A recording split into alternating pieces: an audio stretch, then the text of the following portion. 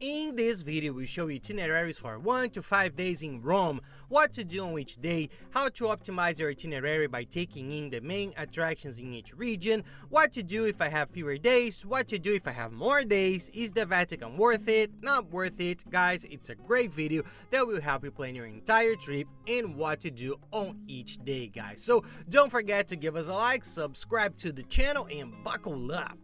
So let's get started. From the 1st to the 5th day, I'll put the most important things in the first few. So if you want to have 3 days, focus on the first 3 days. If you only have 4, focus on the first 4. If you see the others, because sometimes, I like this point better, I thought it was cooler or not, then you can change it too. It's a very important point in Rome. Yes, you can do everything on foot. We didn't use the train or the metro, nothing. There's the metro, there's the train, but we didn't use it because we did everything on foot. We had to take an Uber once to get from the Vatican to our hotel, which was a bit further away, but even the Vatican, which was about 30 minutes away from the tourist area where we were staying, we walked, and it's a delight because you can see all the buildings. It's an open air tour, so we recommend that you explore it well and stay in a good location. This will help you to do all the tours I'm going to talk about now, all on foot, everything's close by.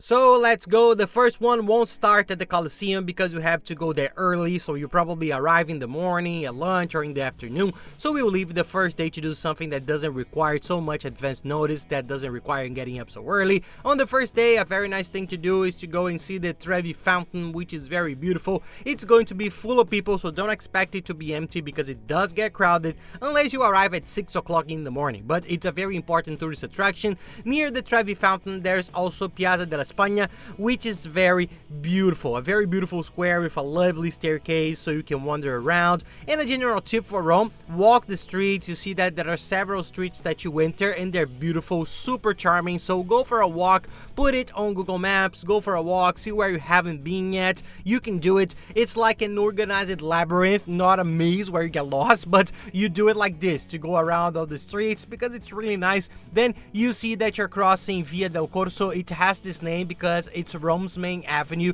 and it's the one with all the stores. If you want to go shopping, there are some stores there, so you can do some shopping. There's a huge Zara, which is very good. There's an Apple there, which is very crowded, but there is an Apple store. There's an H&M, which is very good for buying cheap clothes, and there are also luxury brands. There's practically everything. It's a very large avenue. You come across it several times because it cuts through Rome from top to bottom, so you end up passing it several times. If you don't want to do any shopping now or going to the store, save it for the next day. Then walking from the Trevi Fountain, the Piazza di Spagna, and Via del Corso, put the Pantheon in your GPS. You arrive at the Pantheon, which is a beautiful place, super cool. It's free, you don't need a ticket, so you can go in and see the ceiling, which is amazing. The history is very cool, and it's where Victorio Emanuele is buried, who was one of the main kings of Italy. He was an emperor or a king, I don't remember exactly, but he was a very important figure and he's buried there. So take a look, it's a very nice place. One experience we had, which was very good, was having lunch in a restaurant opposite the Pantheon. You see that there's the Pantheon, and in front of it there are several restaurants around a little square, and it was very nice. The view from the Pantheon was beautiful. It was already dark, late in the afternoon. There was the moon behind. It was a very beautiful setting. The photos were super beautiful, and we really liked this square. There's a very good ice cream there, but there are queues, so take a look, but save it for after the Pantheon. Have some ice cream. And there you'll be close to Piazza Navona, which is a square we like a lot, and I'll tell you about it. And another day you can have lunch there because it's beautiful and super tasty. There are lots of arches on the streets, there are monuments, it's a very nice square, but if you're still in the mood with energy, take a walk there because it's really nice. And in this area there are several churches, basilicas, buildings. Check it out according to what you want because there are lots of historical and touristy things to see there, but these are the main ones so you can more or less locate yourself on the first day of your trip. So the second day in Rome, let's go, the Colosseum, the Roman Forum, and the Palatine Hill. Gabriel, but how am I going to manage all of that? Don't worry, they are right next to each other. So the golden tip, wake up as early as possible and go because everything's full. And then when you arrive, try to wake up at 7 and get there at 7:30. The Colosseum is about 20 minutes from where you're staying. Speaking of the Colosseum, one important thing. For the Colosseum, you have to buy your tickets in advance because there's a queue for over 2 hours hours at the ticket office, and sometimes there are no tickets left for the day. So buy in advance. There is a combo that you can buy for these 3 attractions that I've mentioned that I'm going to do in sequence. Buying online is easier, cheaper, and saves you time. There's a very good website that doesn't even charge you taxes because it accepts its payments in several currencies. I'll leave it here in the video description below. I always link the page that has all the websites we use to plan our trips, all with the discount in. Use the links, use the page on the website that has all the tickets and excursions for Italy and the whole of Europe. There's the hotel we stayed in, which is superbly located. If you're staying in or near one of the 2 hotels we stayed in, use the link and you'll see it's sensational. You do everything on foot. It's the best possible location. It's close to Piazza Navona and the Pantheon, which we've just mentioned. There's also the mandatory travel insurance, how to get the best and cheapest possible deal, the travel chip, the car rental, where to buy train tickets that you use a lot, the global accounts that will save you a lot of money when you buy the euros and pay for your trip. So take a look. It's all organized. Use this page to plan your trip and you see that it will be a great experience and you will save a lot of money on the trip.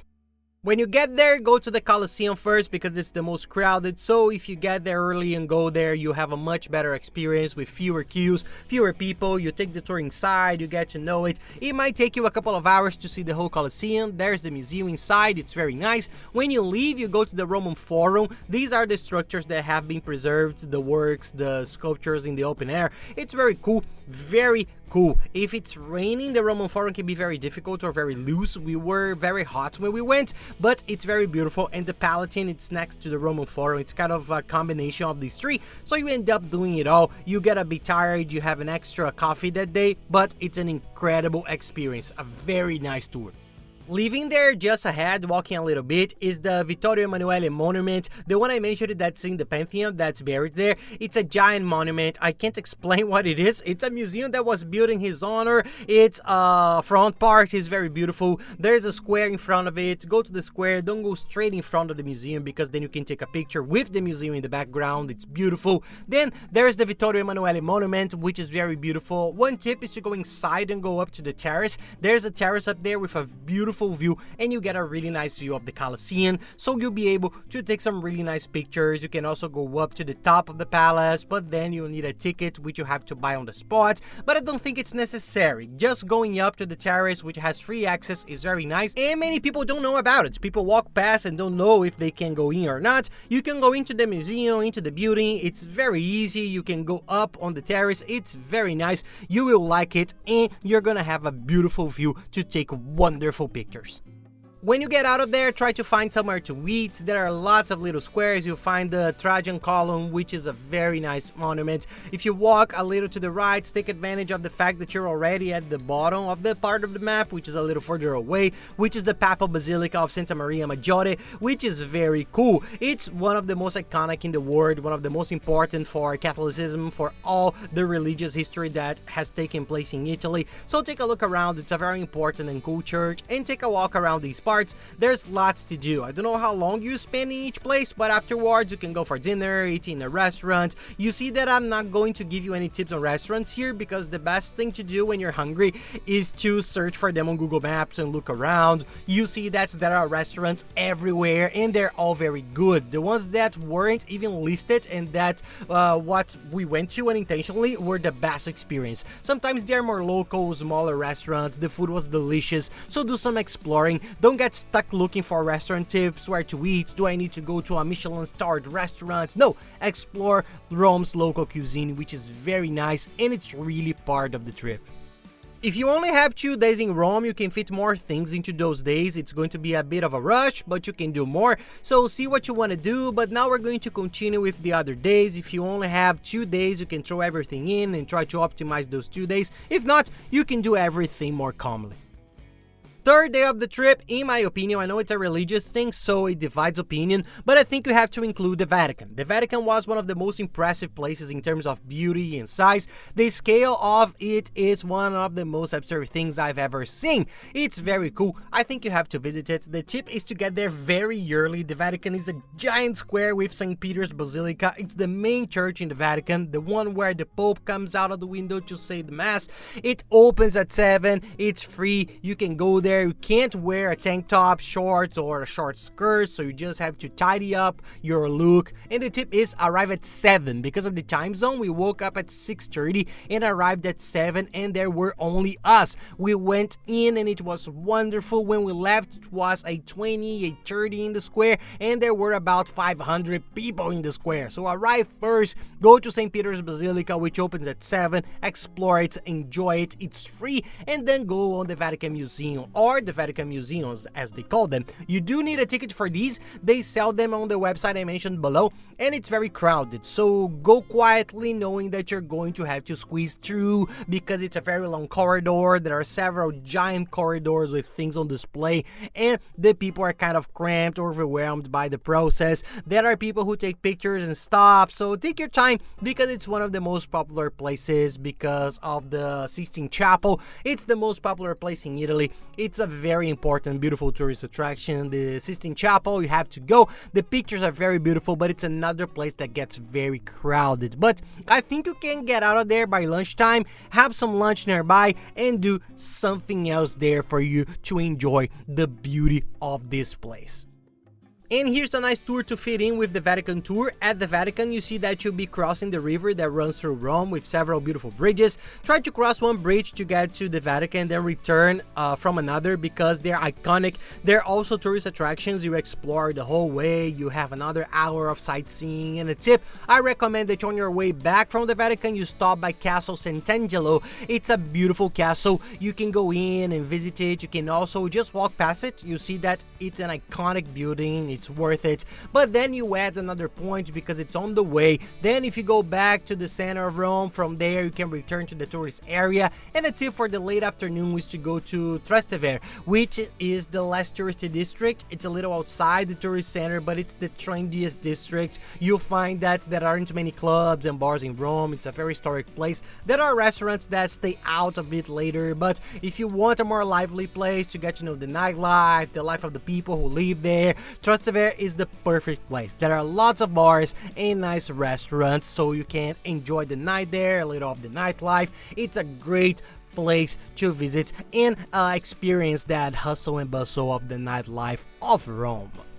The fourth day in Rome, I think you can explore the Villa Borghese, which is a bit off the beaten track for the most historical places, and it's a beautiful garden. It's where the locals tend to go the most. It's a very nice part to explore. Spend a day there, walk around, see a restaurant nearby afterwards. It's really nice to observe the life of the Romans, how they live there. It's a very different place from the touristy part, and there are also restaurants nearby. Everywhere you'll find a nice church to visit, a cathedral. Everything has been preserved, so I think it's the city with the most churches and cathedrals, basilicas in the world, so there will be always a choice of places for you to go in. Take a stroll, go to a nice restaurant that evening, make a plan, because it's a nice day for you to take a little break from sightseeing and you have a little more freedom to explore the other options, the other places, or just stroll around and enjoy the nice views of the place.